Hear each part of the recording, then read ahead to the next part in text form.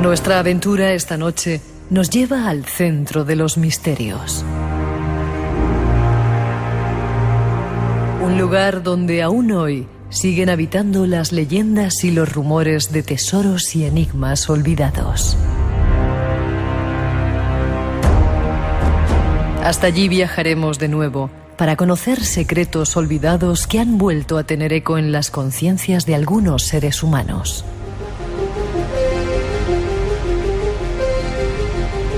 Continuaremos por el camino de las conspiraciones. Todo un mundo secreto y oculto se mueve a nuestro alrededor, influyendo en nuestras vidas sin que apenas nos demos cuenta de ello. Esta noche trataremos de desvelar algunos de esos secretos y ya veréis, será sorprendente. Este es nuestro viaje de hoy y como siempre, eres bienvenido a él.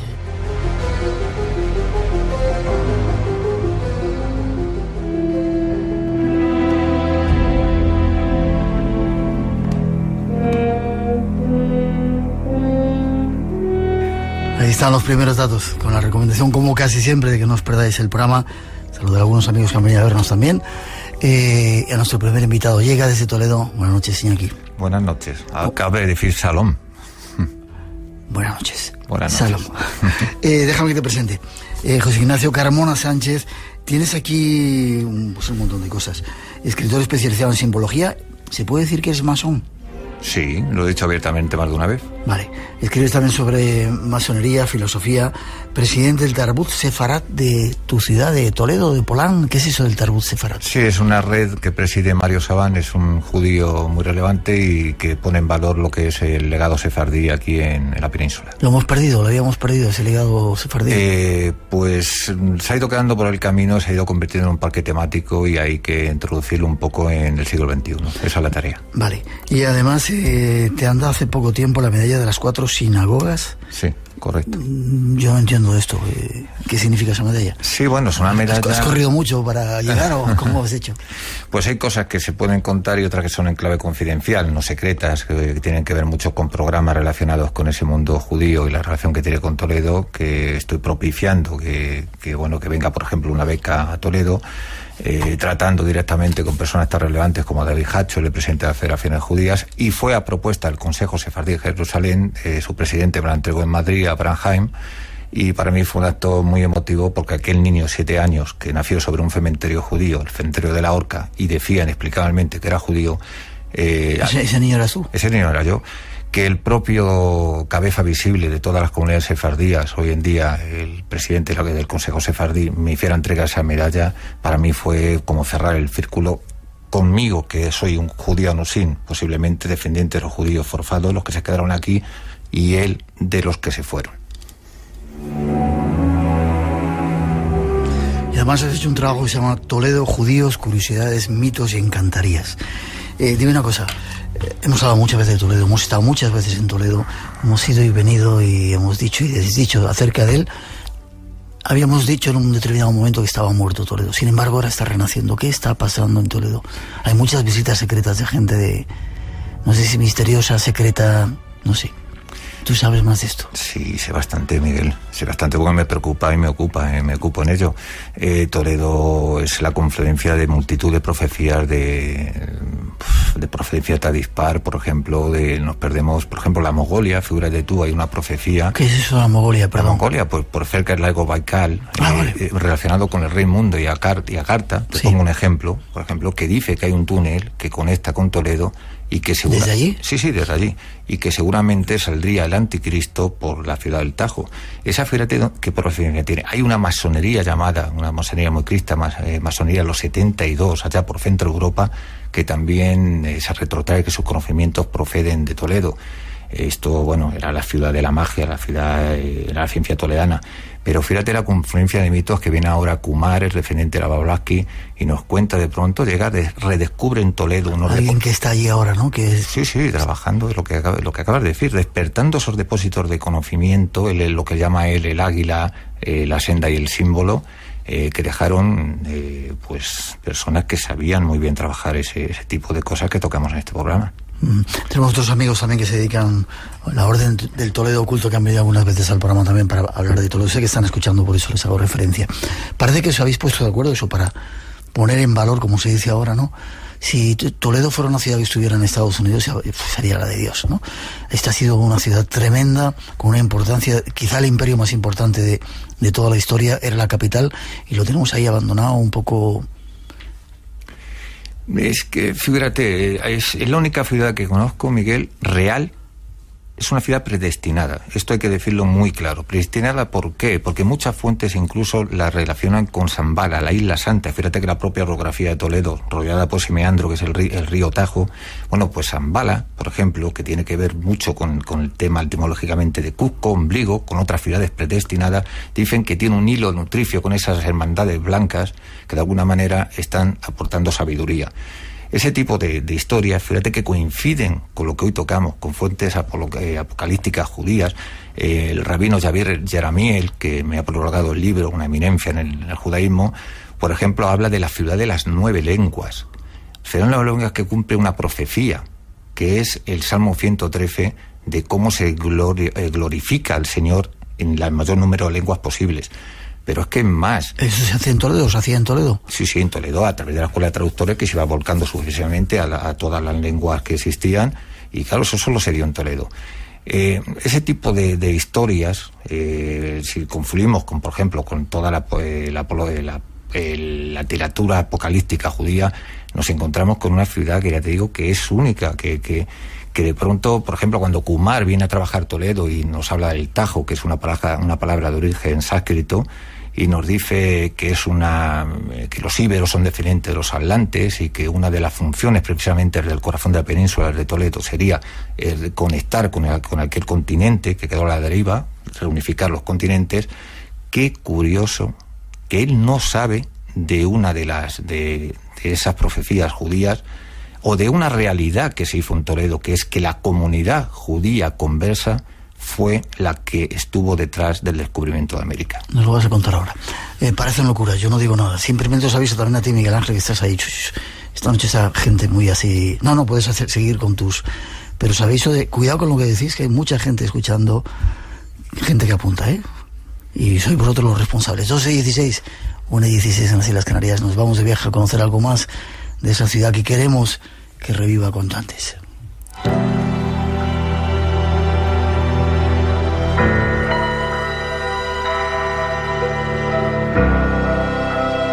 Volvemos a una ciudad que en el pasado fue el centro de la cultura y uno de los imperios más vastos que el hombre ha conocido, Toledo. A lo largo de toda su extensa historia, Toledo ha sido conocida siempre por ser la ciudad de la tolerancia o la ciudad de las 3 culturas, con la convivencia de judíos, musulmanes y cristianos. Existió y existe un Toledo cristiano, árabe y un Toledo menos conocido, judío. Conozcamos algo más de su historia. ¿Cuándo llegaron los judíos a la península? Tanto las fuentes como los escasos restos arqueológicos sitúan la llegada de los judíos a Hispania en los primeros siglos del Imperio Romano como consecuencia de los diversos avatares acaecidos en Palestina derivados de las guerras judaicas de Vespasiano y Adriano. Tras la conversión al catolicismo de Recaredo en el año 589 después de Cristo, los judíos pasaron a convertirse en una importante minoría religiosa, en constante conflicto con el dominante cristianismo, hasta el punto de sufrir persecuciones y conversiones forzosas. Tanto en época califal como taifa, jugando los judíos un importante papel en la administración, en el comercio y en la cultura, papel que seguirán desempeñando en los reinos cristianos entre los siglos XII y XV hasta su expulsión en época de los Reyes Católicos.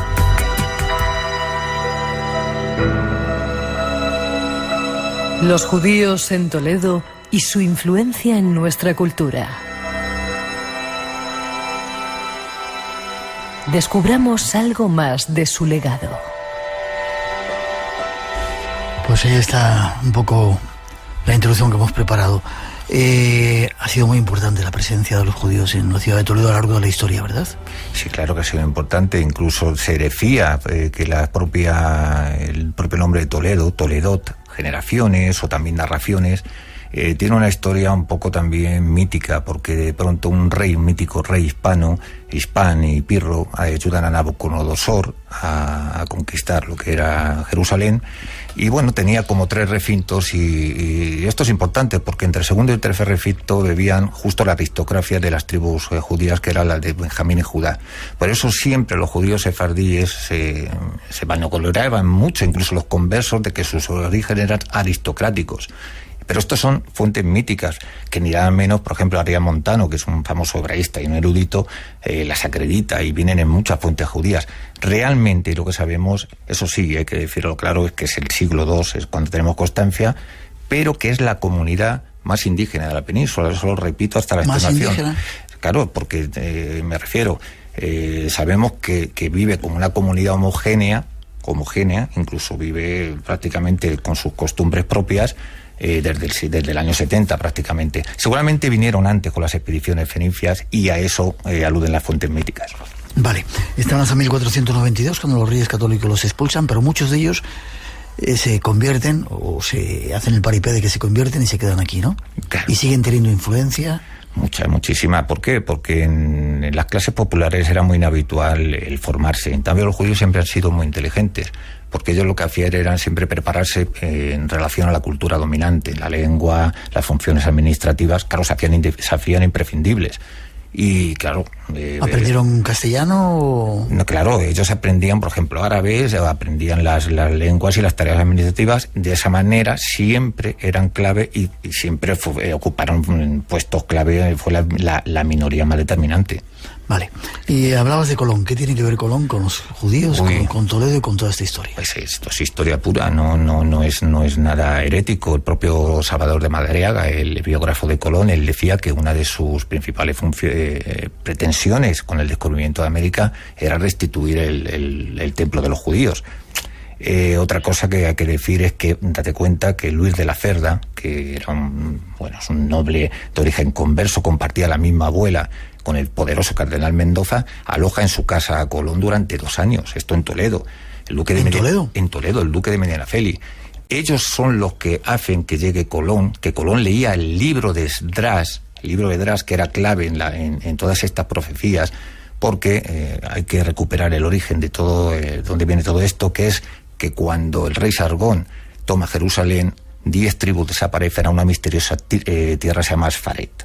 Y en el libro de Esdras se consigna toda esa historia. Entonces, una de las misiones de los judíos era reunirse con esas 10 tribus, porque una de las profecías era que una vez reunidas todos los judíos de la diáspora, era cuando se iba a restituir el templo. Historia es que el famoso mapa era que los judíos tenían unos conocimientos marítimos privilegiados. Por ejemplo, los raranitas, ya en el siglo IX hay fuentes de que comerciaban con Oriente de una manera fluida. La propia escuela de Mallorca, de Porturanos y de Cártar, de la familia Crescas, y se dice que Abraham Facud, profesor de astronomía de la Universidad de Salamanca, es el que proporciona el mapa a toda esa conjura, entre comillas, de origen converso, que es ni más ni menos, figúrate, la mayoría de los tripulantes que iban en ese barco, en la primera calavera, eran todos, muchos de ellos tenían antecedentes con la Inquisición. Y él hace una cosa, manda a 2 hebreos, a los primeros que manda de alguna manera proyectarse hacia el interior de la tierra, porque como él creía que iba a descubrir a los que quedaban de esas 10 tribus, él manda a gente que conocía el hebreo. Y es más, él firmaba con una especie en su firma, es una especie de acróstico de tipo muy crístico, pero que es una firma que tiene que ver con una oración judía. Ni más ni menos él, y esto también es historia, se basaba en los viajes de Benjamín Tudela, sí, que había hecho al Oriente, que había conectado con unas poblaciones de origen judío. Esto era por las Indias Orientales. Pero bueno, de pronto eso de que la comunidad conversa judía es la que está detrás del descubrimiento. Luis Santángel es el que financia con 140.000 maravedíes, otro personaje clave en toda esta conjura, por decirlo de alguna manera. Es decir, todos los personajes que terminan en el descubrimiento de América, todos son de origen judío. Dime una cosa, ¿por qué lo hicieron? ¿Por buscar esas otras tribus, o había intereses económicos debajo, o algo que se nos escapa? Mira, te lo voy a decir, hay que conocer mucho la mentalidad judía. Y el pueblo judío es el pueblo posiblemente más culto del planeta. Esto es una palabra mayor, pero también, no sé si contradictoriamente o no, el pueblo más mitómano del planeta. Para ellos era una misión el reunir esas 10 tribus, porque claro, detrás de esa profecía, de esa misión, estaba el cumplir la profecía para restaurar el templo, que vuelvo a recuperar las palabras que anteriormente he dicho. El propio Colón y Salvador de Madariaga, su biógrafo, acredita, el propio Colón decía que su misión era restaurar el templo.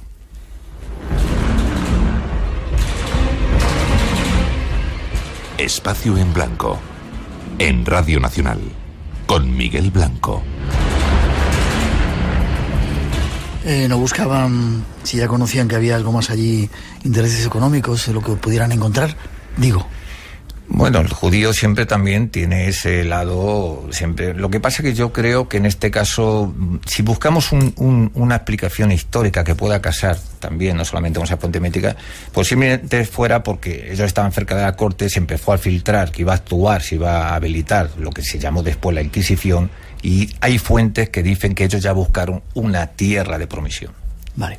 ¿Qué tiene que ver eso con las profecías que decías antes de los judíos?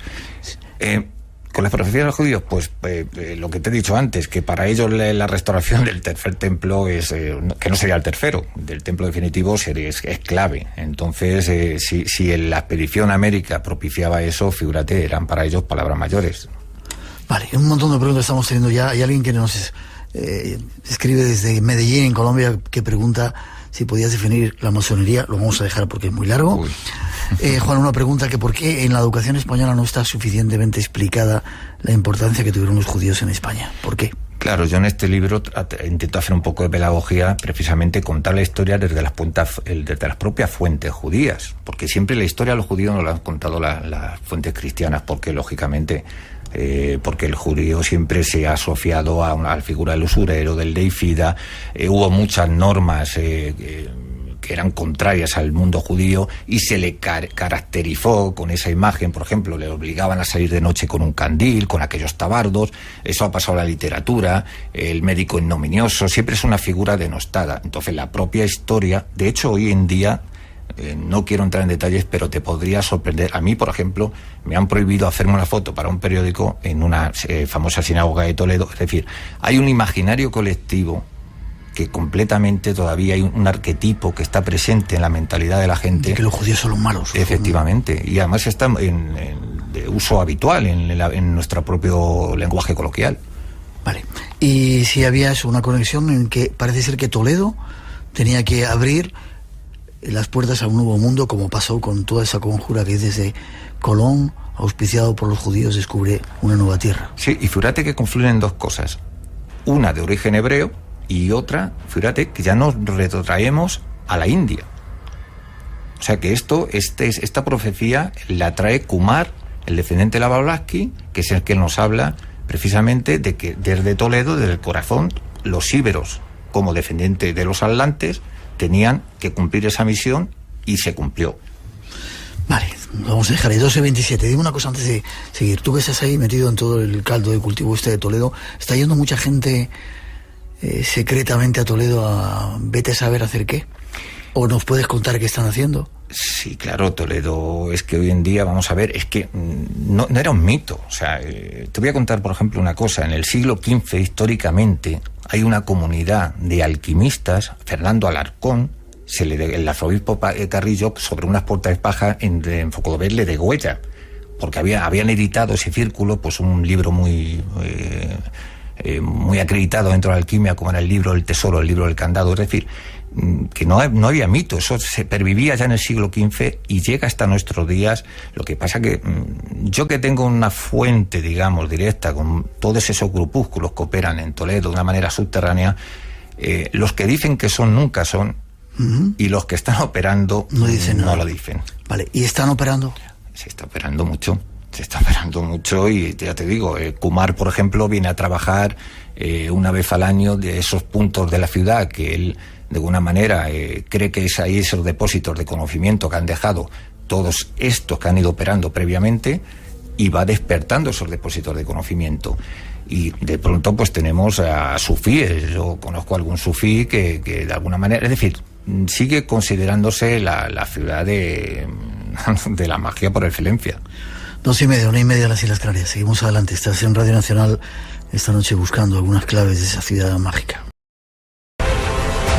Estando en Toledo, no podemos evitar volver tras las huellas de uno de los objetos más sagrados y perseguidos de la historia, la Mesa de Salomón. Rescatamos un fragmento de otro programa en el que hablaba refugio en España. Se supone que tras el asesinato del rey en Barcelona, la mesa fue trasladada con el resto del tesoro, que se instaló en Toledo, la nueva capital. A partir de entonces, se pierde su pista. Conozcamos más detalles de este extraño objeto y de su posible localización. Montones de preguntas. Nos dicen también que la presencia de los judíos en España está muy bien documentada en la obra del profesor Américo Castro. Por ejemplo, nos escriben desde Los Gatos, en el condado de Santa Clara, California. Ahora te pasaré la pregunta. Hemos hablado una vez ya de la Mesa de Salomón, hemos hablado contigo, pero tú has seguido investigando. ¿Está la Mesa de Salomón en Toledo? ¿Estuvo en Toledo? ¿Sigue estando en Toledo? Voy a entrar a responder a tu pregunta, porque si nos metemos en qué la Mesa de Salomón, hay que hacer mucha pedagogía, porque no tiene nada que ver con lo que muchas veces se ha contado. Pero bueno, ahí hemos pasado un poco todas las teorías que hay acerca de ella, ¿no? Sí, pero no tiene nada que ver. No tiene nada que ver. Hay una pedagogía pendiente que yo en el libro la abordo, porque no tiene nada que ver. Cuéntame entonces qué era la mesa. Mira, ¿era la mesa? Si nos venimos a la historia, claramente solamente en el templo de una mesa, que la mesa de los panes de la presencia, descrita por Aristeas, por Flavio Josefo, como un zodiaco, así más o menos. Tiene una función ritual, pero todo lo que tiene que ver con el templo tiene que ver con la astrología, nada más. Salomón, en el canto de Débora y en otras fuentes judías, está descrito con la figura como un astrólogo, porque era conocedor del movimiento del Sol en el zodiaco, de la configuración recíproca de los 7 planetas. De ahí viene lo que se dice de que se ven los 7 espejos. En tiempos de Salomón es cuando todo lo que se organiza, todo lo que tiene que ver el culto en relación a todo ese zodiaco. Es decir, estamos hablando de un periodo histórico que luego, por corrupción, pues tiene connotaciones mágicas. Cuando se dice el nombre del poder, no, el sumo sacerdote entraba en el Debir, que era el lugar más sacrosanto, y la ceremonia del nombre no tenía nada que ver con la mesa de los panes de la presencia. No, pero sí tenía una función que sí que casa con algo que es muy importante, que es con la función regia, es decir, con la asignación del rey por derecho divino, que es una ceremonia que hoy en día se ha practicado por todas las monarquías, inspirándose en la unción de David por Samuel y toda la historia de Salomón, que por ejemplo viene en Reims, la catedral del rey, donde se entronizan los reyes franceses. Es decir, por medio de una ceremonia donde se le entrega, por ejemplo, el Edut, que es un horóscopo con la perpetuidad del reino, con el augurio de la perpetuidad del reino, posiblemente la figura de Salomón tomada como astrólogo era porque de alguna manera la mesa, al funcionar como un zodiaco, pudiera habilitarse como un horóscopo. Viene cargada de toda esa carga mágica, porque viene de ese contexto. Bueno, y ahora contestando a tu pregunta, cuando llega a Toledo es clave. Se deposita en la iglesia de los Santos Apóstoles, Pedro y Pablo, en lo que es en suburbia. ¿Está documentado? Sí, documentado. En lo que es la insuburbia toledana, lo que hoy se conoce como la Vega Baja. Había otras iglesias que tenían sacrarium, y ahí tenía una sala que se llama Tesaurum, y el comes tesari, había una figura, un noble godo, que era el que velaba con los argentari por velar sobre esa mesa. Cuando entra Tarik, de pronto, ahí está la clave. Hay muchas fuentes que empiezan a confundir porque claro, aparecen muchos objetos suntuosos, que por ejemplo la mesa de los evangelios, que pugnaban los nobles godos en adornarlo. Entonces claro, como las descripciones eran de una mesa fabulosa, había muchas mesas fabulosas en Toledo que pudieron haberse confundido con la mesa de Salomón. Realmente constancia de que se encontrara una mesa que podíamos cerrar como mesa de Salomón no se encontró. Hoy en día, como tú dices, la hipótesis más viva es la que vengo yo desde hace tiempo apuntando, pero ni más ni menos ha venido a sancionarla la máxima autoridad en el mundo visigodo, como es el profesor García Moreno. ¿Y cuál es esa hipótesis? La hipótesis es, él dice que de pronto la única vía ante el avance de Tarik, se habían producido los pactos de Écija, es decir, muchas ciudades estaban rindiendo por capitulación, había un clan godo que ya apoyaba la invasión, y la única vía de escape era donde quedaba la facción de Don Rodrigo, los rodriguistas que quedaban en la Lusitania, en Mérida. Entonces él dice, claro, la única vía de escape es a través de una vieja calzada romana que atraviesa Guarrafar y Melque. Y ahí es donde aparece, por ejemplo, parte del tesoro, la famosa corona de Guarrafar, a 18 kilómetros de Toledo. Lógicamente esto tiene una explicación. El tesoro legitimaba al nuevo rey. No podía haber función dentro de una entronización, porque tenía un carácter sagrado, si no se poseía el tesoro. Donde pudo haber ubicado, ¿por qué en Melque? Porque también, aparte de todo, tiene una intrincada, era un sitio ideal. También como Guarrafar era una residencia, un complejo palaciego, seguramente, porque hoy en día se sabe que Guarrafar no era un simple oratorio, como se dijo. Hoy en día se sabe que puede ser precisamente otro complejo palaciego. En Melque hay una intrincada red de galerías, hay minas visigodas que estaban operativas por entonces, y hay la tradición oral que siempre se ha hablado de que entre el castillo cercano de Montalbán y Melque hay, que no está localizado, hay que decirlo abiertamente, hay un tesoro muy antiguo que se esconde en esos subterráneos. Luego hablaremos un poquito más de Santa María de Melque. Brevemente, antes de seguir con otras cosas de Toledo, se está buscando el arca de la mesa de Salomón. ¿Hay alguien buscándola ahora? No sé si excavando físicamente, buscando papeles para ver dónde está. Tenéis que ver la cara que está poniendo. Es muy operativo y es un tema preocupante. Y te digo preocupante porque yo rastreando esto, como lo dije públicamente una vez, a lo mejor no debía haberlo dicho, pero es cierto que alguien muy importante, con mucha información, tengo amigos de todo tipo, algunos muy importantes, sí me hizo un aviso, y es una persona de mucho crédito, mucha trascendencia, y me dijo que estaba tocando, o sea, la cosa es más seria de la que pensamos. ¿Por qué? Porque nosotros, como dijimos una vez en este programa, el tercer rey no desapareció. El tercer rey hizo una maniobra que se infiltró en el poder económico, que ese era el nuevo orden mundial, pero con esa ideología, carga ideológica, con esa base esotérica. Reich, claro, sí. Claro. Y la famoso, y hoy en día los sucesores de todo ese tinglado, cuando hablemos de Melque, voy a dar una noticia que es muy desconocida para la gente, para que vea que estuvieron operando en esa zona de una manera muy activa, con un conocimiento muy profundo de la zona, como lo tuvo, por ejemplo, el círculo de Felipe II. Posiblemente eran los que más información tenían. Felipe II era rey de Jerusalén, todo el círculo el famoso arquitecto era, o sea, no eran unos recién documentados, y ellos habilitan una figura, una especie de lo que hoy podría ser un testaferro, que es Juan de Carrión, para no dar pistas a terceros, que él compra una serie de terrenos cerca de lo que son los montes de Toledo, buscando tesoros. O sea, muchas fuentes apuntan a esa zona como una zona muy, muy importante, y manejaban mucha información que si quieres luego entramos en ella. Vale, se sigue moviendo la historia. 2:42, cambiamos un poco de escenario y vamos a cosas más mundanas de Toledo. Tras esa introducción nos lo ofrecemos.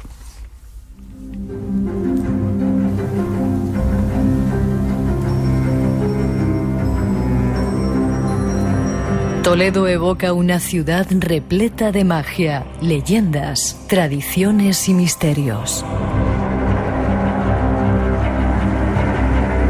Tal y como se conserva la ciudad, no sería muy difícil en la actualidad estar en la misma calle por la que hace siglos alguna hechicera pasó camino de aplicar algún conjuro. A las artes mágicas se las llegó a conocer con el nombre de ciencias toledanas o artes toledanas. Otros también las llamaban ilusión toledana, debido a la cantidad de las mismas en la ciudad del Tajo y al gran número de personas que las practicaban. Incluso se tiene constancia de la existencia de una escuela de nigromancia de Toledo, bien atestiguada a través de las fuentes europeas desde comienzos del siglo XIII.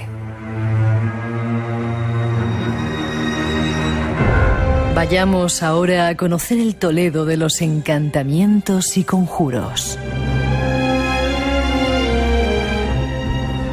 Nos vamos a conocer un poco de todo esto mágico. ¿Sigue existiendo esa magia por ahí o ya está un poco se ha ido con... Lo que pasa que hoy en día los círculos que operan hoy en día, yo conozco a algún alquimista que ha venido, Luis Silva, que está muy, otros no son, o no, normalmente son grupos muy cerrados, muy herméticos, muy secretos.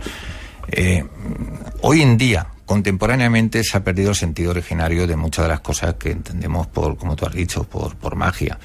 Y mira, por ejemplo, quiero hacer pedagogía, me lo has puesto muy fácil con la introducción, con el tema de la famosa nefando gimnasio o escuela de nigromancia, porque eso tiene un sentido. Mira, el mito al final es una forma muy particular de explicar las cosas, pero tiene una buena carga de realidad. ¿Por qué? Porque en Oriente, en Babilonia, por ejemplo, sucede una cosa. En determinada época se consigna y se confronta cosas que eran tan heterogéneas como la astronomía hindú, como la astrología persa, como la ciencia griega, como la geografía alejandrina. Y fíjate quién lo hace, los hermanos de la pureza, que eran de inspiración sufí. O sea, estaban conectando con el sentido originario de la magia, que con los griegos pierde su sentido. En un principio, todo el conocimiento era un solo conocimiento.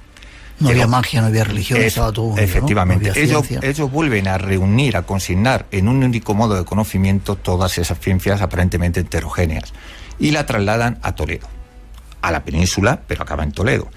¿Qué sucede entonces? Que cuando se nos dice, por ejemplo, que Hércules viene y funda una famosa escuela de nigromancia, lo que se está diciendo con el mito es que ha sufrido algo que viene de Oriente y viene a Occidente. Esa es una fe, el mito siempre explica un proceso histórico. Pero es más, fíjate la importancia que tiene Toledo. Hay el centro de gravedad espiritual judío, también se traslada desde Babilonia, Bagdad, Túnez y acaba también en la península y después en Toledo. Se fija en Toledo, que luego da nacimiento a todas esas escuelas talmúdicas a la cábala. O sea, tenemos por una parte la cábala, tenemos por otra parte la magia de verdad, la magia de la que practicaba Newton. Con conocimiento. Con conocimiento. ¿Qué pasa? Que en la época de la escuela de traductores, Toledo es la Alejandría, es donde todo el mundo quiere ir a beberse de ese conocimiento. Y efectivamente, hay una serie de movimientos, como he dicho antes, el Fernando Alarcón, que le huellan, como otros muchos, que se datan históricamente, y luego hay otras escuelas subterráneas que permanecen hasta hoy en día. Pues mira, te voy a contar una historia que poca gente conoce. Rápido, que está esperando a alguien que te conoce para contar una historia tuya. Bien.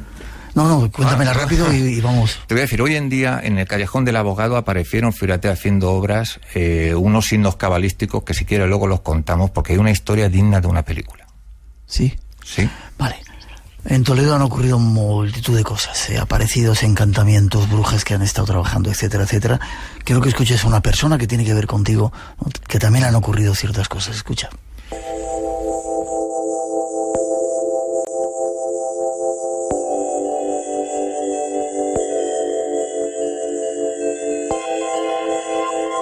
Hasta Toledo nos vamos. Carmen Sánchez está al otro lado de la línea. Buenas noches, Carmen. Buenas noches. ¿Eres enfermera o has sido enfermera, Carmen? Sí, lo fui. Lo fuiste. Supongo que nada dada a creencias supersticiosas o... No creo en ello. No crees en ello. Sin embargo, cuando estabas embarazada de Ignacio, ¿te ocurrió algo? Sí, estando embarazada y después de dar a luz. Fueron dos las que tuve. Cuéntame la primera, cuando estabas embarazada. Creo que te apareció un anciano. No, fue mi abuela. Ah, tu abuela. Mi abuela. Y me dijo venía con un camisón blanco, yo estaba medio despierta y medio dormida. Vale, ¿dónde estabas, en la habitación? Sí, estaba en la habitación donde estaba Ignacio. ¿Era de noche? Sí, era de noche, serían las 2 de la mañana. Vale, ¿y de repente la viste aparecer? Sí, vi a mi abuela con un camisón blanco, con sujeto al cuello con una goma, y las mangas lo mismo, lo único que no se la veía los pies. Era un camisón blanco vaporoso y los pies no pude vérselos. Y me dijo que iba a tener un niño y que le tenía que llamar José Ignacio. Yo le pregunté por qué y me dijo que solamente me podía decir eso, y desapareció. ¿Y no te dio miedo? ¿No te dio, no te...? No me dio miedo porque quería tanto a mi abuela que no me asusté, ni me dio miedo, ni nada. ¿Y no te pareció extraño? ¿Alguien que no creía en estas cosas o no creía en estas cosas? Pues yo que no creía, pues empecé a creer, pero miedo no me dio ninguno. Me dio la sensación de, no sé, una sensación interior de alegría por ver a mi abuela.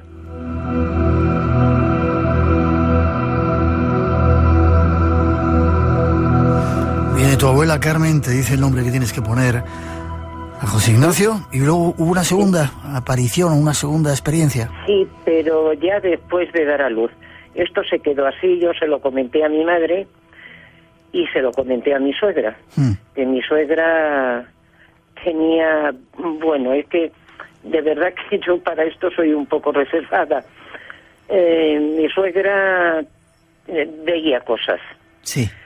Y entonces yo se lo comenté a ella por si había sido un sueño. Ajá. Y me dijo que no, que la había visto perfectamente. Me dijo que se la describiera, así lo hice, y me dijo que sí, que la había visto. Le dije que me había dicho que pusiera al niño José Ignacio y no me había comentado nada más, ni me habló, ni nada más, solamente eso. Y después, cuando di a luz, a los 15 o 20 días, pues estando en la habitación también, no sé, sería la 1:30 o las 2 de la madrugada, pues me puse en un estado muy nervioso. Y al apagar la luz, pues empecé a ver, vi a mi suegra, que yo no la conocí porque murió antes de nacer, de nacer. Tenía mi marido 5 años. Es que mi suegra, la que yo llamo suegra, sí, era una tía que crió a mi marido, ya, que para mí era mi suegra. Ajá. Pero mi suegra, verdadera, yo no la conocí. ¿No la conociste? No. Entonces, solamente la había visto en una fotografía tamaño carnet, que no se aprecia muy bien los rasgos de la cara. Y la vi con un moño, el pelo a ondas, morena, la nariz aguileña, muy blanca de piel, pero la vi igual que había visto a mi abuela, con el mismo camisón. No me dijo nada, solamente cruzó hacia la cuna de Iñaki. Detrás vino mi abuela, pero esta vez venía con un niño de la mano, un niño pelirrojo de unos 5 años, y traía ese niño de la mano, que yo no sabía quién era. Eso te iba a preguntar, ¿no le conocías? No, yo no conocía al niño, solamente le traía a mi abuela, pero yo no le conocía. ¿Y te dijeron algo? No, esta vez no hablaron. Solamente fueron hacia la cuna de Iñaki y se juntaron allí mi suegra, una chica joven que tampoco sabía quién era. Después me lo explicó mi suegra quién era. Según le di yo los rasgos físicos de la niña, que era una persona de unos 18 años, una niña joven. Y el niño pues tendría unos 5 años, pero el niño iba de la mano de mi abuela. Y ya está, fueron todos hacia la cuna, vieron al niño, no le tocaron ni nada y desaparecieron. Carmen, ¿y por qué? ¿Por qué iban a ver a Iñaki? Sí, iban a ver a Iñaki, me dijeron. ¿Y por qué iban a verle? Pues no lo sé, porque a mí no me lo dijeron. Pero es chocante porque tengo 8 hijos y en ninguno me ha ocurrido esto. Es la única vez que me ocurrió, cuando nació él. Bueno, la primera vez, cuando me dijo que le pusiera José Ignacio a mi abuela, sí, que se me ha olvidado contártelo, Me dijo que iba a ser un niño muy conocido. Eso fue lo que me dijo, un niño muy conocido. Y que le pusiera Iñaki, nada más. Y la segunda vez que los vi ya no me hablaron. Y ya está. Esta es toda la historia que tengo que contar respecto a Iñaki. Pero vamos, te vuelvo a repetir que he tenido 8 hijos y es la única experiencia que he tenido de ellos. Carmen. Solamente con uno. Carmen, gracias. De nada. Gracias por contarlo. Aquí te está escuchando Iñaki. Gracias, espero que tengas mucha salud. Falta me hace. Y que te pueda abrazar. Estoy enferma de la columna y tengo muchísimos dolores. Pues espero que te pueda abrazar dentro de poquito para ir por Toledo. Fuerte abrazo. Igualmente. Hasta prontito, Carmen. Adiós. La leyenda continúa. Espacio en Blanco. Con Miguel Blanco en Radio Nacional. Esa persona era tu mamá, que de repente en Toledo, sin creer en esta serie de cosas, tiene visitas antes de que tú nacieras y cuando tú habías nacido, para anunciar que quizá lo que estás haciendo ahora es ser ese puente. Bueno, no puedo decir que no. Yo esta historia, mi madre está muy enferma, nunca la he contado.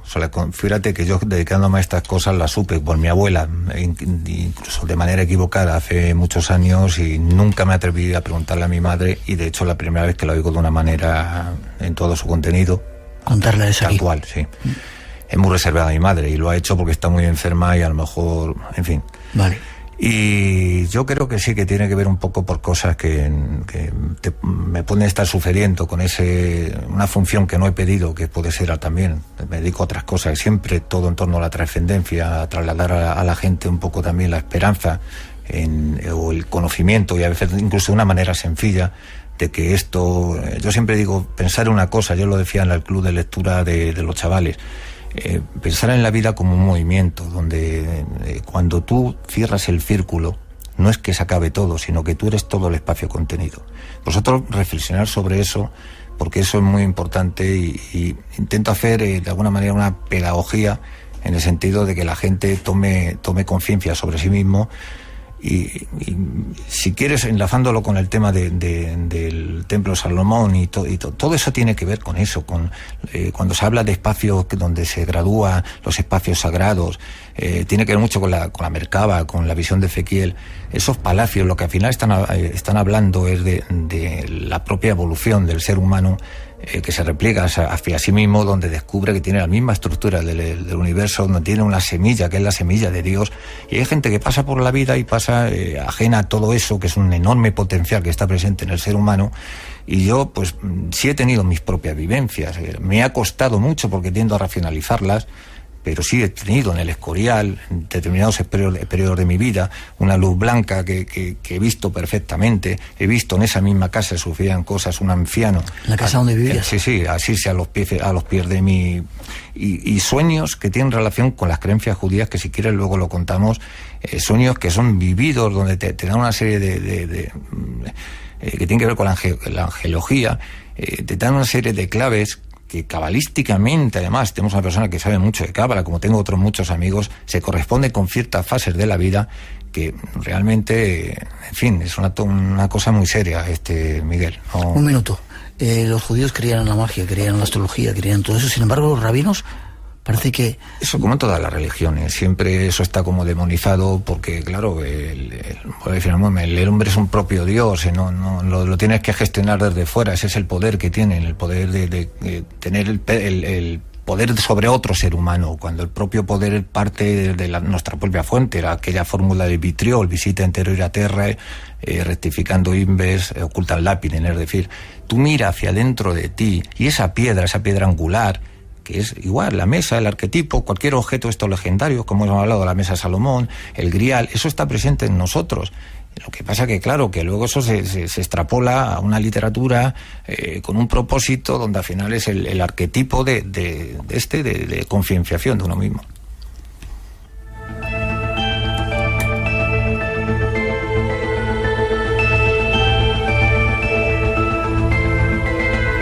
Quedas un ratito, 5 minutitos después. No te voy a dar mucho más tiempo porque tenemos otro invitado, peso pesado, que nos ha venido de Cantabria, que sí que nos va a poner los pelos de punta con cosas que suceden que quizás se nos pasan desapercibidas. 900-137-137 nuestro teléfono. Nos vayáis, tenemos mucho todavía que contaros. Yo quiero ir contigo a Santa María de Melque. A ver, ahora me cuentas un poquito lo que hay ahí, ¿vale? Sí, de acuerdo. Y nuestro email y las redes sociales abiertas. Hay un montón de preguntas que nos llegan desde Estados Unidos, como te decía, desde montones de lugares aquí en España. A ver si te paso alguna después. 900-137-137 el teléfono. Seguimos enseguida en el Espacio en Blanco, aquí en Radio Nacional. No te vayas, que queremos contaros algunas conspiraciones que están muy cercanas a nosotros, que ya veréis, os van a poner los pelos de punta. Enseguida regresamos.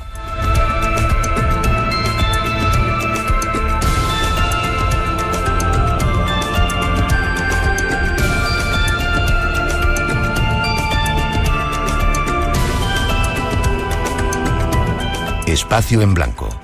Tu cita con lo desconocido. En Radio Nacional. Con Miguel Blanco.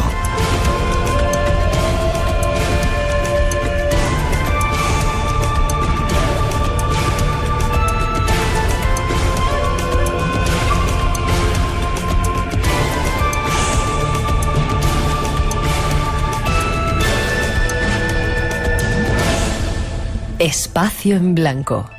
Buscamos respuestas a los misterios de los hombres y las mujeres del siglo XXI. En Radio Nacional de España, con Miguel Blanco.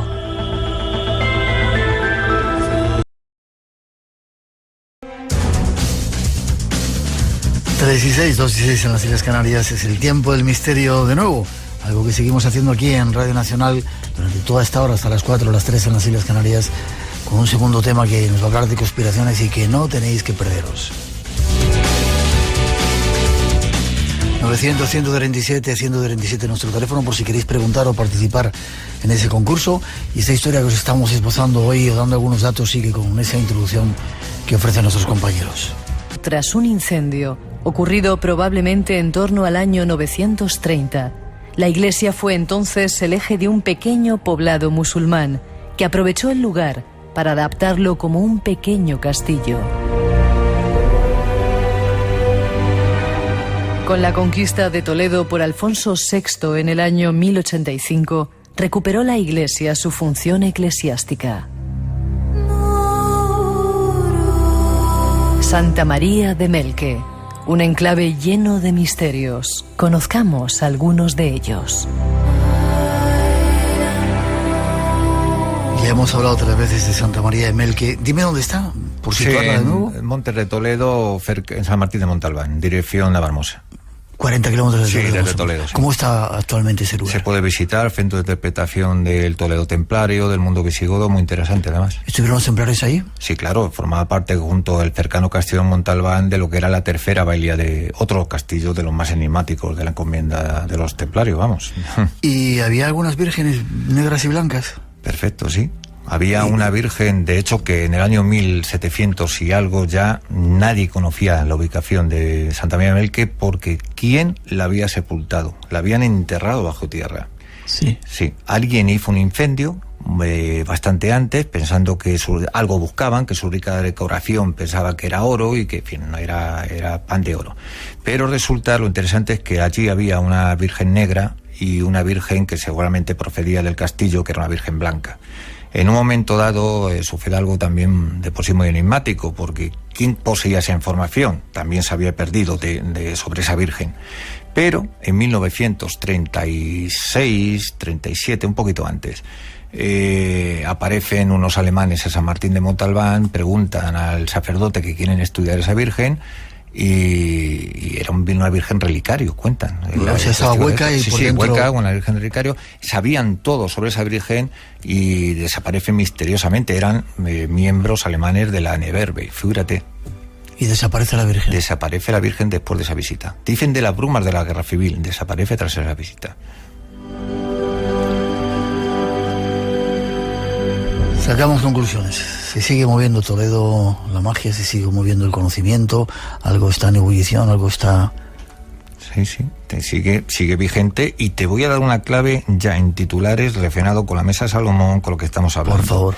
Mira, Castillo Montalbán, ese túnel que no se encuentra, que no se ubica, que conecta los dos emplazamientos, pues mira, el famoso... Espera, ¿por qué si tú lo dices no están excavando porque si tú lo dices, si hay indicios históricos que tú eres un poco el portavoz de ello y dicho por otras personas, no se ponen a excavar para buscarlo? Históricos es muy difícil aseverar eso, y además es que si fueran históricos, aun siendo históricos, desde luego fondos hoy en día prácticamente no hay para nada. Pero no es eso solamente, el pozo que hay en la Coracha, que está bajo la torre meridional del Castillo de Montalbán, es un pozo que está protegido por la propia Coracha, que ¿Coracha qué es? Perdóname. Pues es una especie de dentro de la edificación, es como que está almenado, es decir, protege, básicamente es el acceso a ese pozo. Ese pozo es una mina de agua que nunca ha provisto de agua.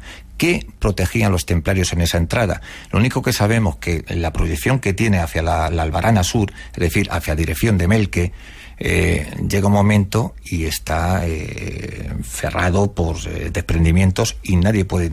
A lo mejor es la entrada que interconecta Melque con Montalbán, y a lo mejor el día que eso se pueda habilitar y se pueda estudiar, encontramos ese famoso tesoro legendario. Pues ahí lo dejo.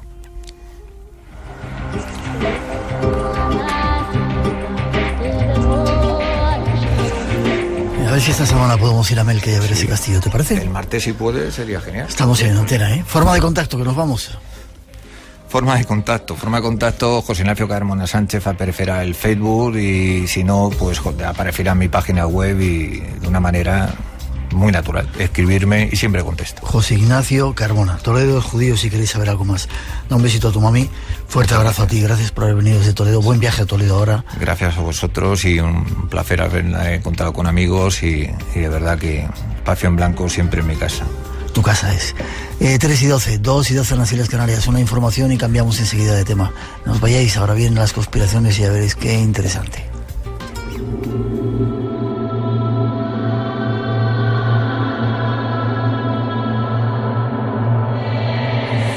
Vamos con más noticias de congresos solidarios, de acciones importantes que se dan en nuestro país con el mundo del misterio. Nos vamos hasta Eibar. Sergio Ruiz está allí. Buenas noches, Sergio. Buenas noches, don Miguel. ¿Qué tal? ¿Cómo estamos, Miguel? Muy bien, contento de que estés con nosotros. Enhorabuena por esa actividad que estáis a punto de realizar. ¿De qué se trata? Un congreso en Eibar, menuda ciudad. Estuve hace muchos años dando conferencias, vaya sitio. Sí. Un valle bastante profundo y misterioso a la vez. Sí, señor. Y vamos a celebrar las primeras jornadas del misterio del País Vasco en general, a nivel estatal, a nivel nacional. Sí. Y vamos a tener unos grandes ponentes y vamos a pasar un gran fin de semana. Primeras jornadas del País Vasco, Eibar, fechas. 25-26 de febrero. Empezando a las 9 de la mañana el sábado y terminando el domingo a las 2 de la tarde. El próximo fin de semana estáis todos invitados. Dime los ponentes, ¿quiénes van a estar? Pedro Amorós, Sebastián Darbó, Fran Recio, Jorge Sánchez, Iván Martínez, Steve Loxe, nuestro amigo Paco González, Raúl Sacrés, Teresa Porqueras, José Manuel García Bautista, Juan Gómez, Enrique Chazarra, Miguel Pedrero, Eduardo Lurueña, el próximo astronauta en viajar al espacio, y Jaime Garrido. ¿Pero tanta gente en 2 días vais a meter? Sí, por supuesto. ¿Vais a estar hablando desde las 9 de la mañana hasta las 12 de la noche? Desde las 9 de la mañana hasta las 2 de la tarde, y luego haremos un receso, y a las 4 de la tarde empezamos hasta las 9 de la noche. Dime, ¿en qué lugar concreto se va a hacer de Eibar? ¿Es un teatro? ¿Es un...? El Teatro Coliseo, Miguel, es un teatro nuevo, con una acústica perfecta, con una iluminación perfecta, que nos va a adentrar en todo lo que vamos a hablar, desde exorcismo, Sábana Santa, hasta el origen extraterrestre de las lenguas, posible origen extraterrestre, imagínate. Vale. Te iba a decir, bueno, luego hablo contigo, no nos habéis invitado a ir, luego hablo contigo, me pongo serio. 25 y 26 de febrero, próximo fin de semana. ¿Hay muchas plazas, Sergio? Todavía sí, quedan todavía, es un aforo bastante grande. A eso me refiero, ¿el aforo es grande? Sí, hay un aforo bastante apañado, sobre unas 300, 400 personas, pero podemos luego amoldarlo a la cantidad de personas que vengan. Van a estar muy bien, van a estar todo el mundo muy cómodo, que es muy importante tanto los ponentes como el público y los ponentes, ¿no? Por supuesto que sí. Perfecto, tenemos que llenarlo. Vamos a poner un poquito de música, tomar nota de una dirección donde podéis informaros más. Un nuevo congreso, primeras jornadas del misterio del País Vasco, con un toque solidario. ¿Para quién va a ser parte de ese dinero que se recaude, Sergio? Pues qué misterio hay más que no saber qué es la enfermedad que tiene uno, ¿no? O no está diagnosticada. Pues vamos a ayudar a un nene que se llama Ibai, de aquí de Eibar, que el pobrecito, por ejemplo, una semana justo después o 2 semanas justo después del congreso, tiene que viajar y pagar en una semana 3.000 y pico de euros. Y esto cada 2 o 3 meses, porque la enfermedad está sin diagnosticar. Vale. Creo que es loable hacer algo así para ayudar a los demás. Hay que hacerlo. Tomar nota enseguida de dónde podéis informaros. Dinos dirección, Sergio, página web o algo que quieras. Sí, www.jornadasdelmisteriodelpaisvasco.com. Allí puede encontrar toda la información, cómo adquirir todo y cómo presentarse en el Teatro Coliseo. Y en Facebook, Jornadas del Misterio del País Vasco.com también. Jornadas del Misterio paisvasco.com, en página web www y en Facebook. Enhorabuena, Sergio, que salga todo bien. A la próxima, el próximo año, a ver si estamos con vosotros, que nos encantará. A la próxima tienes que estar sí o sí. Y beso Gracias, a ese niño y a su familia, que se recupere, que descubran lo que tienen y que se recupere para que siga corriendo por ahí, por los valles de ese lugar tan increíble. Sin duda, y que nosotros lo veamos. Mil gracias, Miguel. Así sea. A ti, un fuerte abrazo. Hasta prontito. Un abrazo.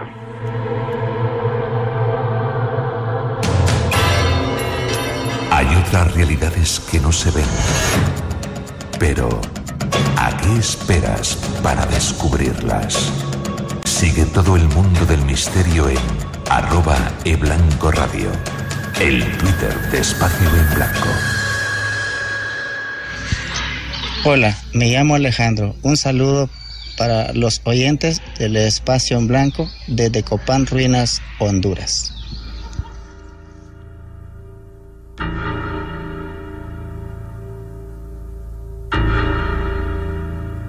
Vaya sitio raro desde donde se nos escucha, ¿eh? Miguel Ángel. Muy buenas. ¿Cómo estás? Encantado de estar aquí. Llegado desde Cantabria. ¿No tenemos una sintonía para tu sección? Teníamos, yo creo que sí, ¿no? Sí. Bueno, te hemos puesto y esta aquí es un poco así misteriosa. Inquietante, me encanta. Inquietante, sí.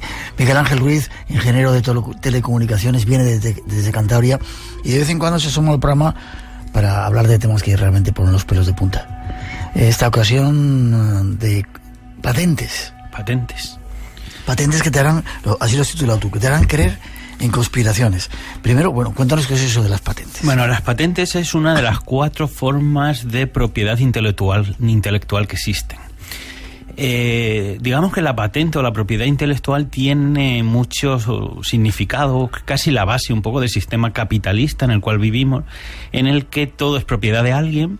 Y, digamos, es una de las formas que tienen las empresas de proteger, digamos, su inversión, ¿no? Básicamente sería como una suerte de derechos exclusivos garantizados al inventor de un producto que se pueden aplicar a procedimientos, métodos de fabricación, etcétera, etcétera, y que han de ser nuevos, susceptibles de ser explotados industrialmente y que además, bueno, pues han de ser novedosos.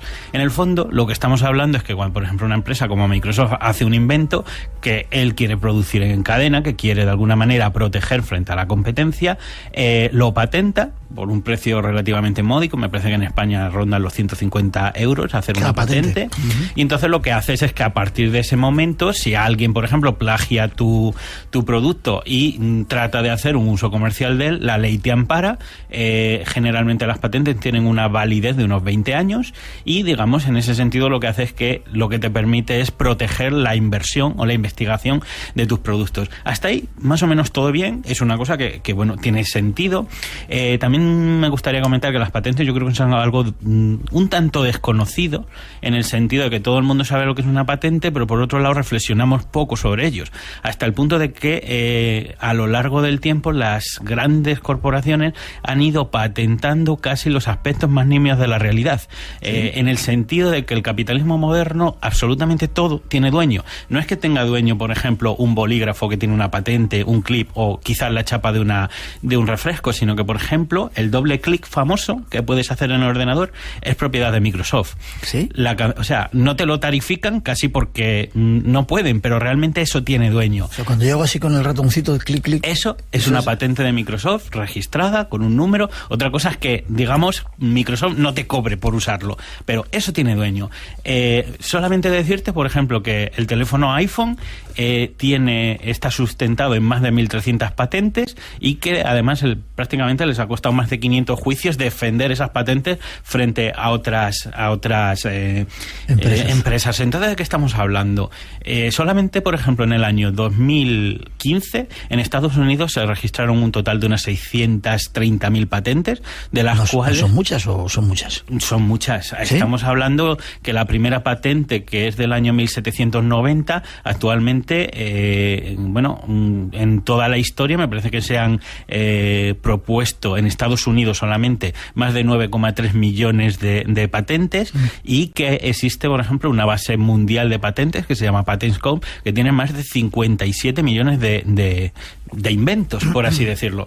Entonces, ¿de qué estamos hablando? Estamos hablando de cómo no solamente la protección de la propiedad intelectual, sino cómo de alguna manera las empresas han empezado a privatizar cada aspecto de la realidad. Te puedo contar, por ejemplo, que a veces esas peticiones o esas solicitudes de patentes crean verdaderos problemas éticos, incluso morales, porque, por ejemplo, en Estados Unidos, en 2013, la Corte Suprema de Estados Unidos tuvo que decir que no se podían patentar nada que fuera ADN humano porque había una empresa que se llama Myriad Genetics que había tratado de presentar solicitudes de patente contra 2 genes causantes del cáncer de pecho. Es decir, ¿qué se estaba tratando de hacer? Incluso ser propietario de los genes que provocan enfermedades. Si no se hubiera prohibido esto, básicamente podríamos haber llegado un poco al sentido de que una compañía privada podría haber sido la dueña, por ejemplo, de los rasgos de los ojos azules, por poner un ejemplo. Supimos también hace el año pasado que Rockefeller tenía registrado el virus Zika, ¿no? ¿De qué estamos hablando? ¿Sí? ¿De qué estamos hablando? De que en el fondo que se privaticen aspectos, digamos, tan peculiares de la realidad, puede ser de que en el futuro, cuando alguien, por ejemplo, quiera hacer determinada investigación en cáncer, tenga que pagar unos royalties extras porque estos genomas podrían ser propiedad de una empresa privada. De hecho, quizás el primer ejemplo que tenemos de la privatización un poco de la vida es lo que se llamó el oncorratón, que fue un animal patentado por la Universidad de Harvard y que era un animal modificado genéticamente de tal manera que producía cánceres de manera natural y que luego esos ratones eran investigados, usados para investigación con el cáncer. Pero no estamos hablando de que una compañía, o en este caso la Universidad de Harvard, sea dueña de un ratón. Es que es dueña, digamos, de la genética del ratón. Es dueña de la especie en sí, ¿no? Entonces, este tipo de cosas se han empezado un poco a parar porque ofrecían la perspectiva de que, en el fondo, se está privatizando la vida en sí, ¿no? Entonces... Para, bebe un poquito de agua, porque... Para.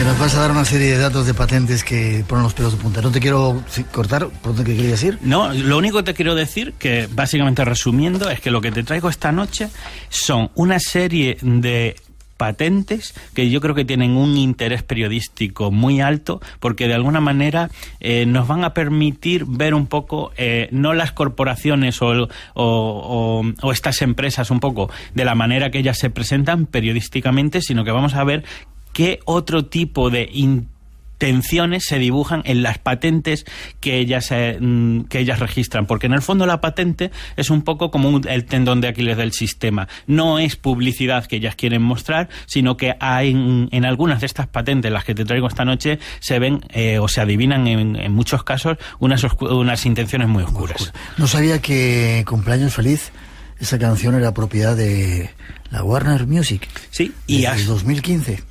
Y hasta hace poco quien quería usarla, aunque fuera, pues por ejemplo, en una película, en un documental, tenía que pagar un royalty, no sé qué, creo que eran como unos $1.500, porque, como digo, todo es propiedad de alguien. O sea que nosotros podemos patentar cualquier cosa y que nos pasen luego derecho. Bueno, ahora hablamos de eso. Dime algunas de esas patentes extrañas. Yo no sé por dónde empezar.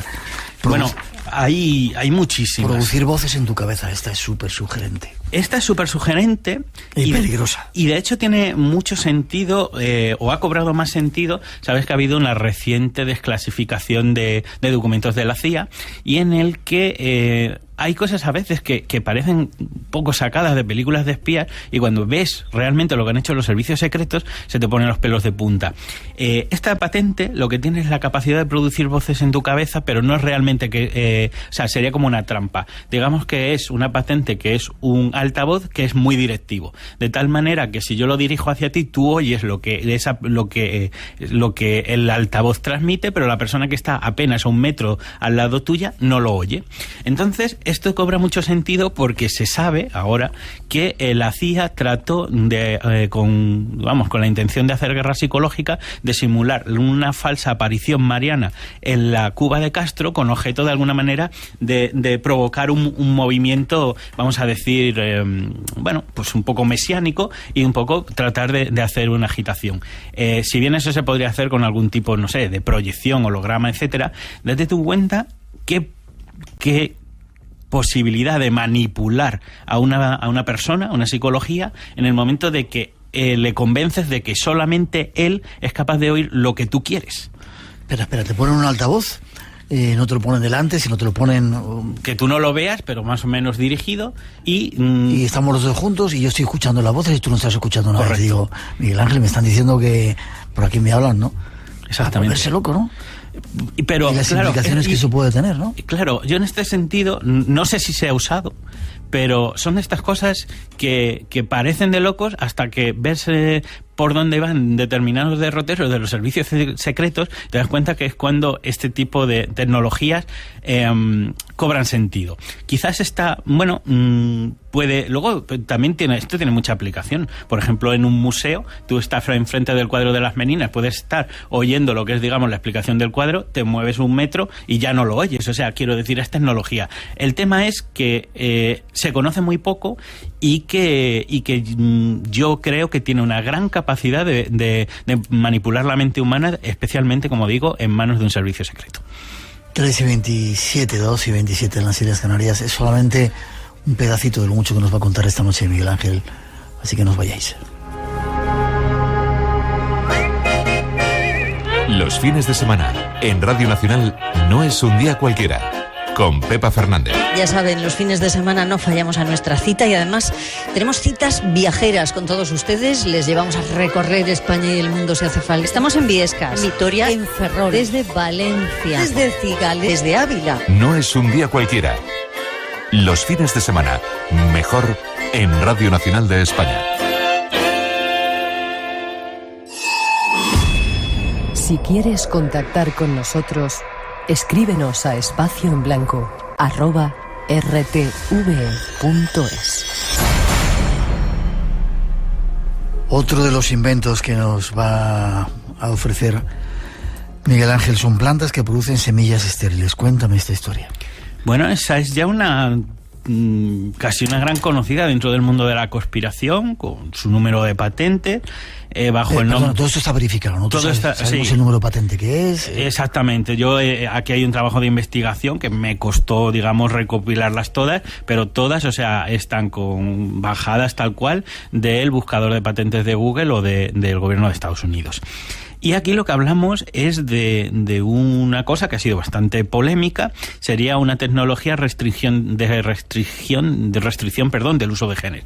Básicamente que estamos hablando de una tecnología que haría capaz de, si yo, que soy una empresa agroproductora, te vendo semillas, tú las plantas, obtienes, por ejemplo, un tomate, pero las semillas que producen ese tomate son estériles.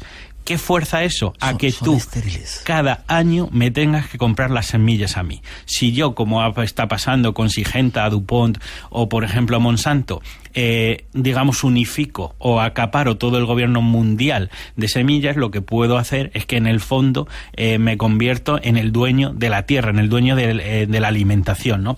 Esto, bueno, fue, digamos, una tecnología que fue muy contestada por todos los movimientos sociales ecologistas del mundo, y Monsanto hizo una promesa. Monsanto, que es una empresa... sí, digamos, de la principal empresa de este estilo en agroquímicos y en ingeniería genética, etcétera. Lo que le acusaban que precisamente de querer someter a la naturaleza y de someter, digamos, a los agricultores de tal manera de que todo se tuviera que comprar anualmente a Monsanto. Monsanto hizo una promesa a nivel mundial de que nunca iban a comercializar este tipo de semillas, se llaman semillas Terminator, de tal manera que nunca tendrían el control.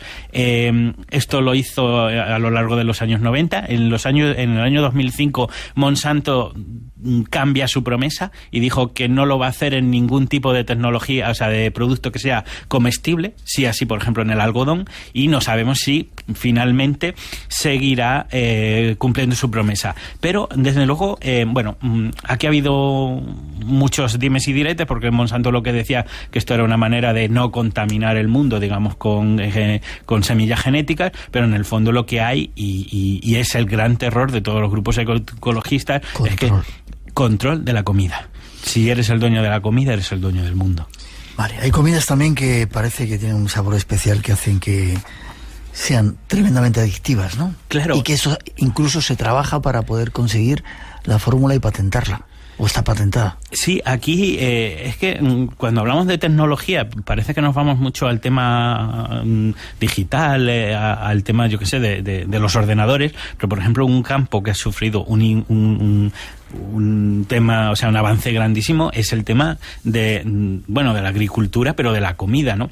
Aquí hablamos de una serie de patentes que son capaces de modificar o de acceder a una proteína que tenemos en la boca, que es la T1R3, que lo que hace, digamos, sería la que produce el sabor dulce en la boca. Entonces, esto introduce una serie de cosas. Una cosa que en la industria la llama el golpe de éxtasis, que serían alimentos tan absolutamente sabrosos que producen en el cerebro una huella cerebral muy parecida al placer que puede producir, por ejemplo, la cocaína o la heroína, ¿no? Entonces, hablamos de neurosabor. Serían alimentos que nos vuelven adictivos porque son sabores tan fuertes que de alguna manera también tienen por objeto, digamos, desplazar aquellos alimentos naturales que no nos gustan tanto, por ejemplo, una manzana, el tomate, etcétera. Entonces, cuando tú coges, por ejemplo, estas patatas, una hamburguesa, etcétera, que tienen unos sabores que son tecnología, porque tienen unos aditivos que prácticamente ya van orientados a excitar esa proteína en tu boca, y que el sabor es tan fuerte que realmente es como súper delicioso y que ya es tecnología alimentaria, lo que se hace, y de hecho es una cosa que un determinado ganador del premio de Pulitzer, Michael Moss, que denuncia en su libro de cómo las multinacionales están cada vez más fabricando comida adictiva para, digamos, crear mercados, ¿no?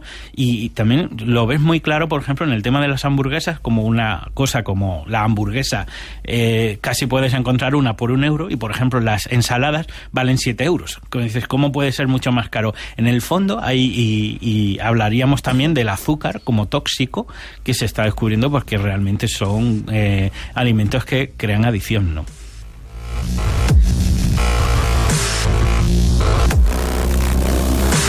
Hay otros cuantos aquí. Nos vamos a saltar, si te parece, el del vehículo espacial antigravedad.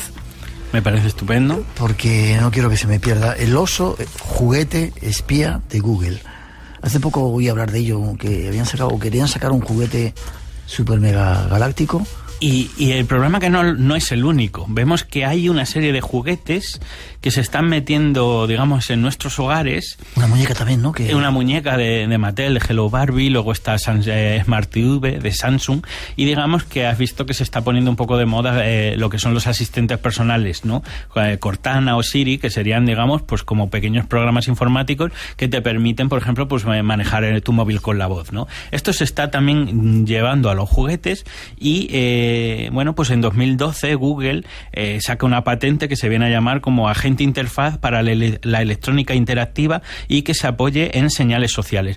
Cuando tú ves la patente, ves que lo que han hecho es, digamos, en un osito, pues hacerle como si fuera un robot. Los ojos son una cámara, la boca es un micrófono, las orejas pues son digamos, unos micrófonos, y lo que hacen es que ese oso que puede hablar de alguna manera y que, digamos, si es el juguete de un niño, el niño va a hablar con él. De hecho, es lo mismo que pasa con la muñeca esta Hello Barbie.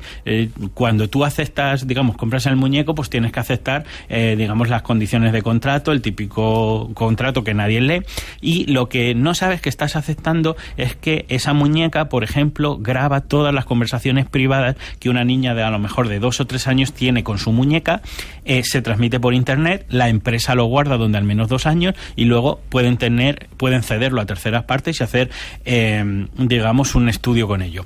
¿Cuál es el tema? Que, bueno, generalmente lo que han dicho que solamente se graba para mejorar el producto, pero lo que hay detrás de todo esto generalmente son grandes equipos de sociólogos, de psicólogos, de expertos en mercadotecnia, y cada vez más son estos inventos que lo que estamos detectando que tratan de meterse en lo que es el núcleo doméstico de nuestra vida y hacer unos perfiles de mercadotecnia tan absolutos que al final nos conocen mejor que nosotros mismos. Si quieres, te pongo brevemente un ejemplo que a mí me ponen los pelos de punta. Esto se descubrió en Estados Unidos porque una chica, pues a través de las búsquedas de Google, pues había... Cuando una persona, si tú tienes acceso a las búsquedas de Google de una persona, prácticamente puedes reconstruir su vida. Estamos hablando de una adolescente pues que se había quedado embarazada y entonces pues empezó a buscar por lo típico, ¿no? Primero test de embarazo, luego qué pasa si estás embarazada, etcétera, etcétera. Había compañías que detectaron esto y empezaron a enviarla cupones de descuento a casa para bebés. Claro, era una adolescente y ella todavía no se había atrevido a explicarle a su padre que estaba embarazada. El padre al principio no dio importancia a los cupones de descuento, pero cuando siguieron llegando más empezó a molestar. Oye, ¿por qué de pronto a ti te están enviando un montón de cupones de descuento para productos de bebé? Y ella fue cuando se derrumbó y le dijo, papá, tengo que contarte algo que no sabes. ¿Cuál es la moraleja de esto? Que esta mercadotecnia, estas tecnologías, acaban incluso a veces sabiendo mejor lo que pasa en nuestros hogares que nosotros mismos, ¿no? Entonces, cosas que parecen inocuas o incluso anecdóticas, cuando esto cae en manos de una empresa, adquiere un conocimiento tan íntimo de nosotros, de cómo somos, de cómo vendernos, que abre la puerta a una manipulación como no hemos tenido nunca.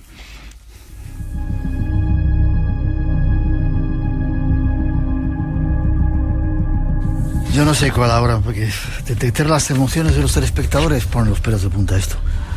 ¿Qué puede ser una televisión o qué puede ser esto? Básicamente es eso, es una televisión que de alguna manera también está orientada a una patente de Sony y en el fondo es lo mismo, ¿no? A las empresas, especialmente de comunicación, les interesa mucho saber cuál es el efecto de la comunicación en el receptor, porque gracias a ello se hacen productos altamente tecnificados, ¿no? Date cuenta que hablaríamos de series, películas, incluso neuropolítica, que es un tema que si quieres un día podemos tratar en el programa, en el sentido de que sepamos cómo un grupo de gente reacciona ante un problema. Pero claro, esto generalmente siempre había sido campo de técnicas de investigación social por parte de los psicólogos o de los sociólogos. ¿Qué es lo que propone Sony? Una tecnología que, digamos, que es una televisión que te mira a ti mientras tú miras a la tele.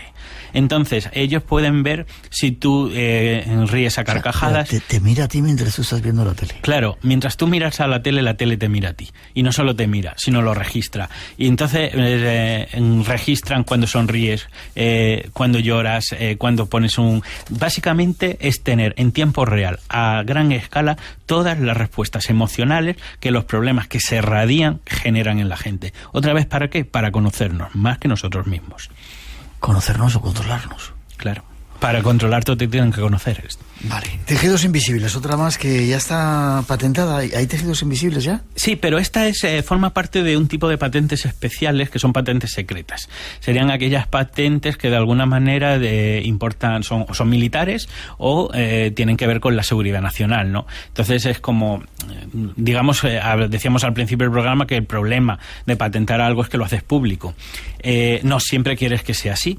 Y, por ejemplo, pues las patentes militares son secretas, ¿no? No tendría, por ejemplo, sentido que Estados Unidos hubiera patentado la bomba atómica un poco antes de atacar a Hiroshima, porque precisamente estaría levantando la piel, el gato, ¿no? ¿Qué estamos aquí hablando? Una patente que se presentó en una feria de contratistas de defensa el 23 de mayo de 2016 y que es una empresa que se llama Hypersteel Biotechnology, y de lo que estamos hablando, Miguel, es de la capa de invisibilidad de Harry Potter, casi tal cual. De hecho... ¿Que ya existe? Ya existe, es secreta, y además curiosamente el origen de la noticia es la propia empresa, ¿no? Hablaríamos de que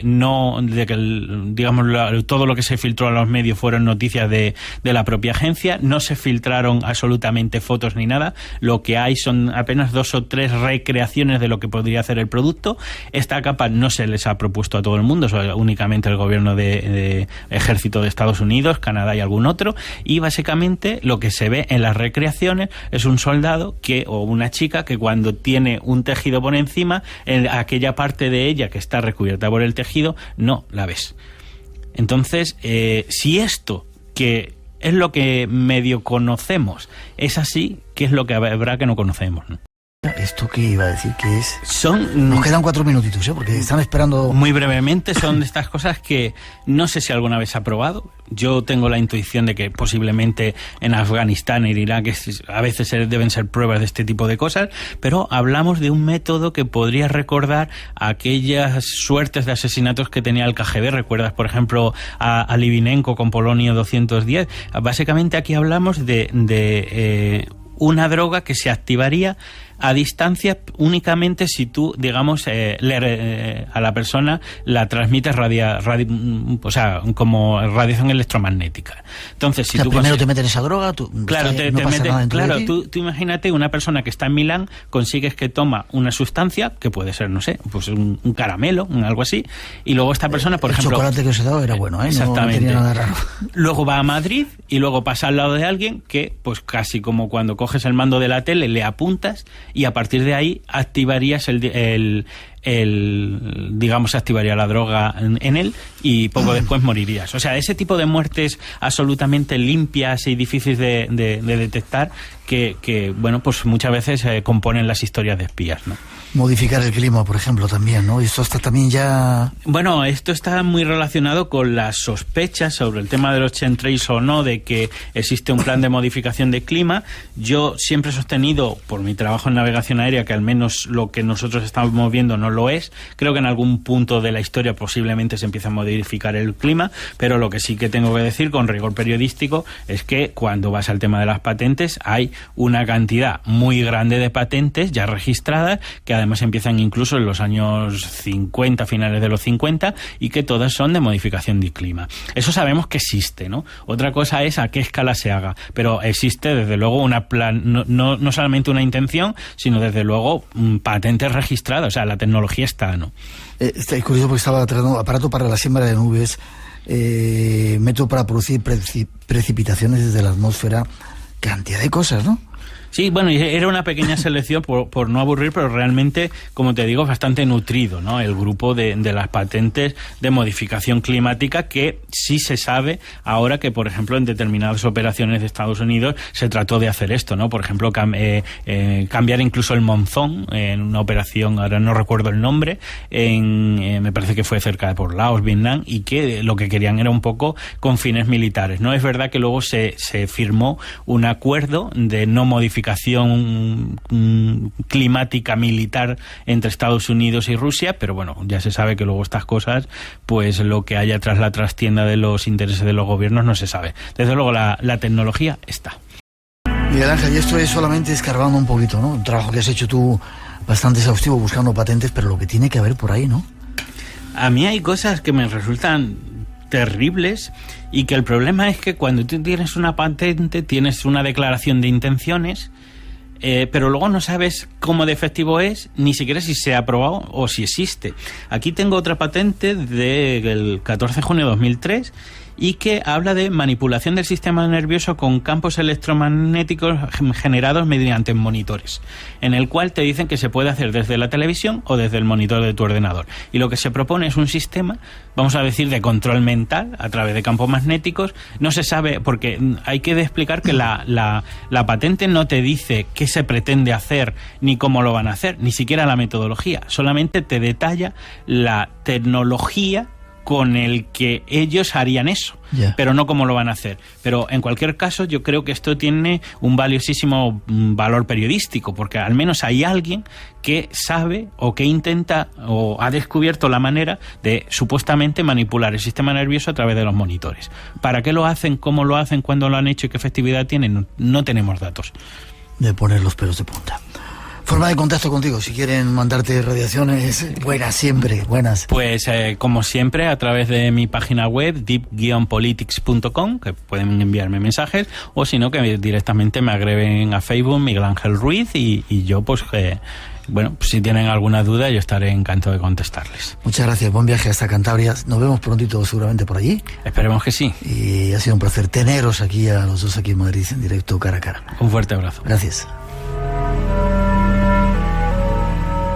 3:46, 2:46 en las Islas Canarias. Todavía tenemos más cosas que contaros.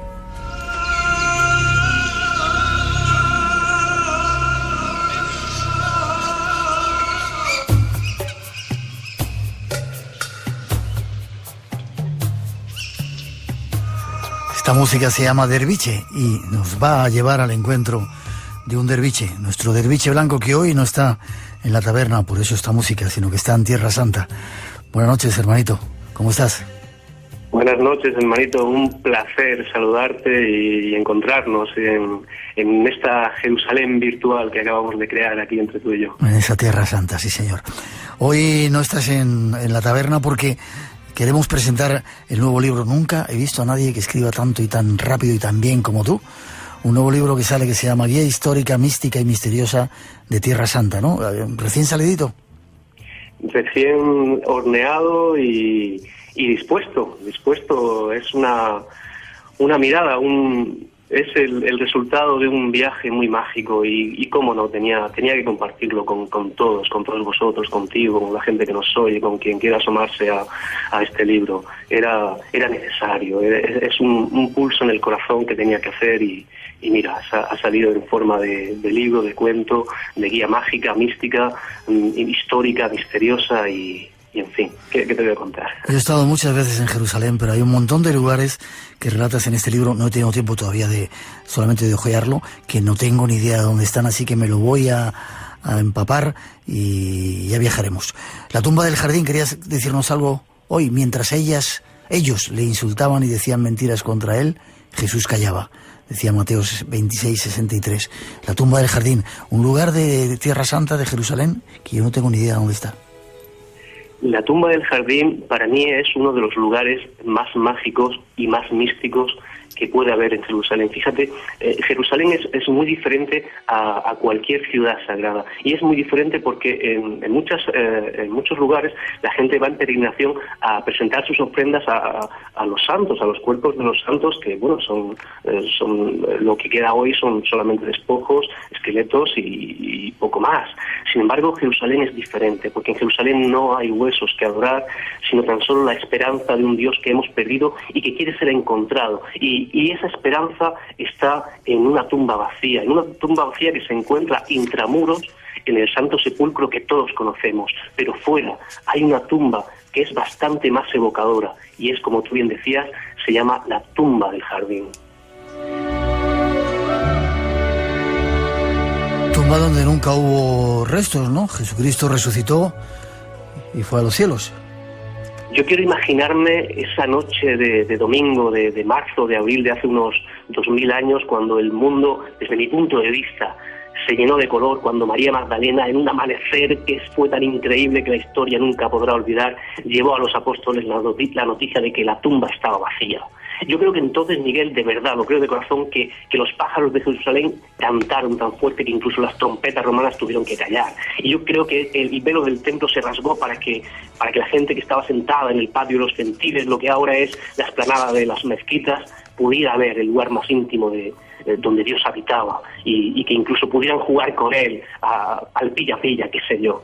Y yo creo que desde ese momento, pues el sepulcro está vacío. Esta tumba que fue encontrada por un general del Imperio Británico, y quiero también que nos imaginemos la escena. En el 1883, el general Charles Gordon, como decíamos, del Imperio Británico, es destinado a Jerusalén para hacer un estudio topográfico, y de repente se encuentra con que enfrente de sí hay un monte, y en la ladera del monte puede ver sin ningún tipo de problema la figura de una calavera. ¿Qué nos supone eso? Bueno, inmediatamente al general Gordo le evoca el capítulo bíblico, el Evangelio, donde se dice que Jesús fue crucificado en el monte Calvario, es decir, en el monte de la calavera. Con lo cual empieza a excavar en la ladera y encuentra evidencias históricas de tumbas judías, tumbas de hace 2000 años, y por qué no, una de las que hay alrededor de este monte de la calavera podría ser la tumba original de Jesús de Nazaret.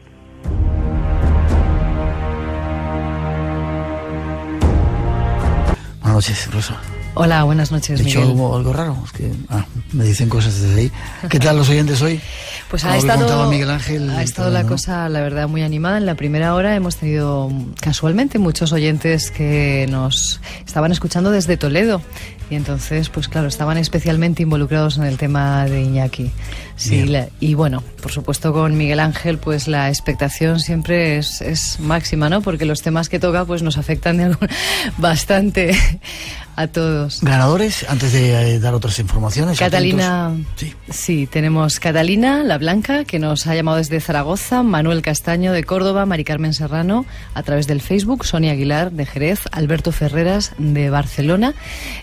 Por favor, poneros en contacto a través de nuestro correo electrónico y mandarnos vuestra dirección postal. El correo ya sabéis que es espacioenblanco@rtve.es.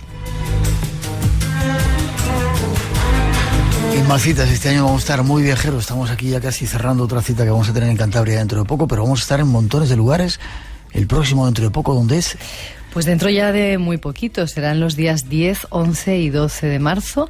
Desde allí haremos un programa en directo la noche del sábado, y será en el Congreso Nacional de Parapsicología, que se celebra a 50 kilómetros de Huelva, en un pueblo, en Villalba del Alcor, en el Teatro Municipal.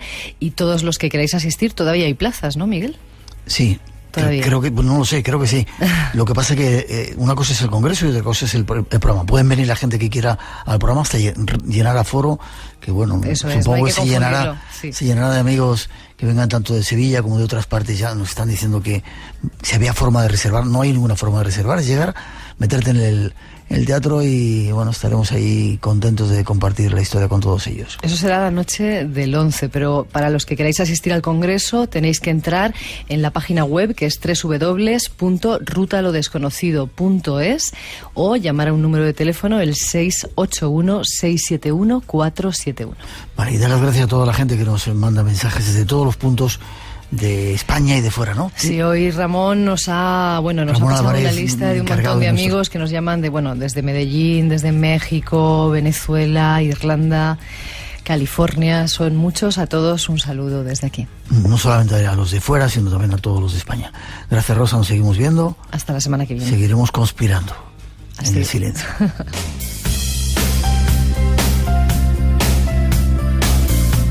Y nos vamos por hoy con la gratitud a todos por habernos ayudado a llenar este espacio en blanco y por vuestra compañía y por haber venido a vernos, algunas personas que han venido por aquí. Os dejamos dentro de 7 días más misterio aquí en el espacio en blanco y como siempre os necesitamos para llenarlo.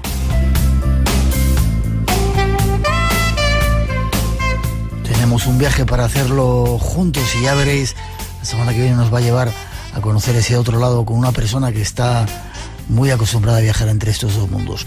Y ahora, con la recomendación de que sigáis aquí en esta sintonía en Radio Nacional hasta las 4, os dejamos con un poquito de nuestra mejor música, en nuestros mejores deseos. Feliz semana, nos vemos en el espacio en blanco, cuidaros.